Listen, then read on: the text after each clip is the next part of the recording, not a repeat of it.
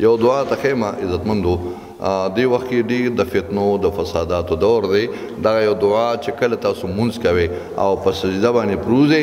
په سجده باندې کله پروزئ سبحان ربي الاعلی چې کله ووایئ نو دا یو درې ټکي دي اللهم اغفر لي اللهم اغفر لي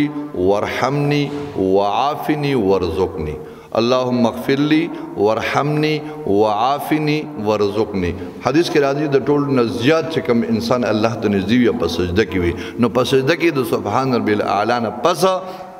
یو ځل ویلی شي دوه ځل ویلی شي اللهم اغفر لي اللهم اغفر لي وارحمني وعافني وارزقني د حدیث نه ثابته ډیره مجرب عمل دی د سجدې په حال کې وي اللهم اغفر لي الله زما بخښنه وکړي وارحمني یا الله په ما رحم وکړي وعافني یا الله ما د ټولو مصیبتونو نه وساتي وارزقني یا الله ما ته د خپلو خزانو نه رزق راکړي نو ډیره ناشنا دعا ده اللهم اغفر لي راسره ووایه اللهم اغفر لي وارحمني وعافني وارزقني اللهم اغفر لي وارحمني وعافني ورزقني دا الفاظ چې کوم دی په سجده کې وای ناشنا عمل دی او د ډیرو علما کرامو نه ثابت عمل دی